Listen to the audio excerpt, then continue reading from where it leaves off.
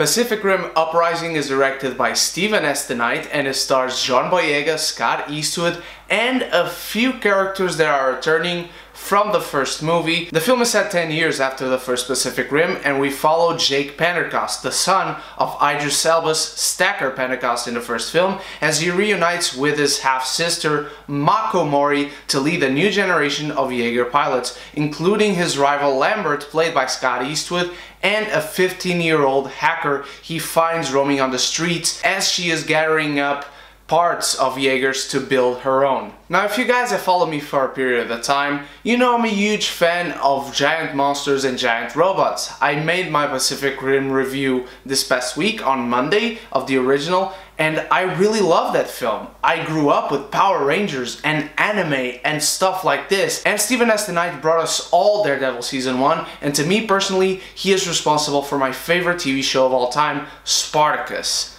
And this film, I was so damn excited, and it's a really bad film. I won't describe Pacific Rim Uprising as a Transformers film, but it is nearly that. For the first half hour of this film, nothing plot-wise happens, and it's not like I need a really good plot in this type of film. I want to see robots fighting monsters. That is it.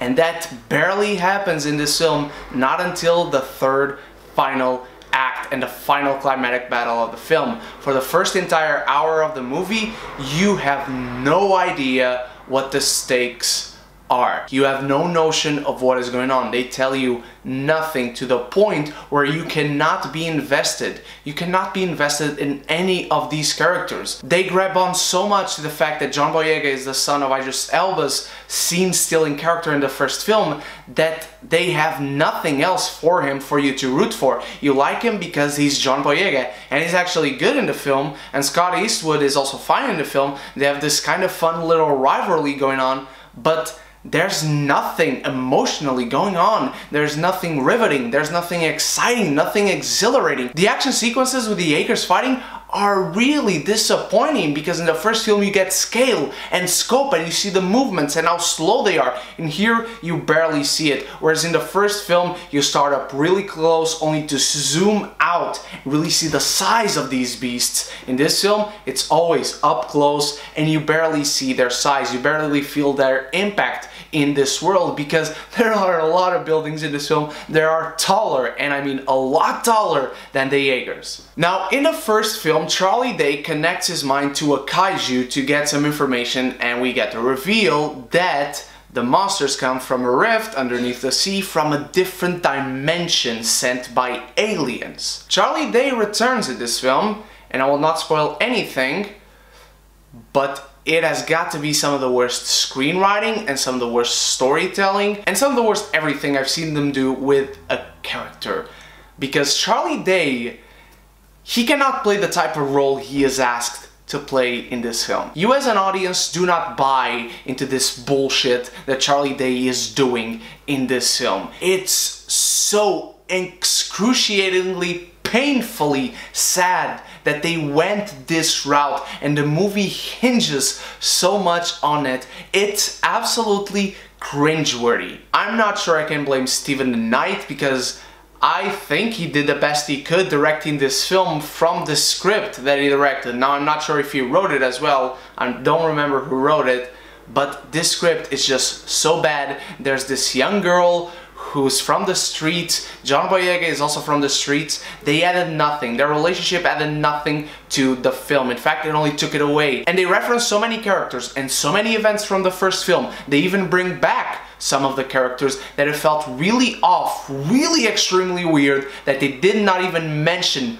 once. They didn't even allude to Jack Steller, or I mean Beckett, whatever his first name is, or Hannibal Chow. Guys, I wish I could tell Pacific Rim Uprising was a really good movie, if not only a fun summer blockbuster movie with giant robots fighting giant monsters, but that barely happens. This story is boring, barely anything at all happens. The human characters are bland and they don't have the uniqueness, nor in characters nor in plot, that the first Pacific Rim had. The visuals are fine, but they are nothing like you saw in the first movie. They are not their own unique thing. This film is a smidge better than what the Transformers movies became after the first one, but even that is not worth it for you to waste your time or money on this. Pacific Rim Uprising is an utter disappointment in every conceivable level, in terms of action, in terms of characters, in terms of world, in terms of CGI and visual effects and story, where you don't need much,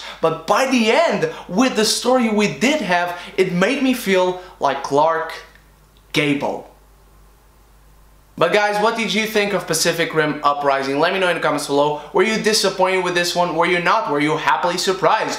Did you love the first one or didn't you? Let me know in the comments below. Thank you so much once more for watching. I have many other reviews coming this week, including A Wrinkle in Time, Unsane, and I Kill Giants. I can't wait to see you in all of those, and also Isle of Dogs on Sunday. Can't wait to see you there. Thank you so much once more. You guys are the best, and so until the next review, you stay beautiful, you stay geeky, and if you haven't done so yet, click the subscribe button and the bell so you can be geeky united!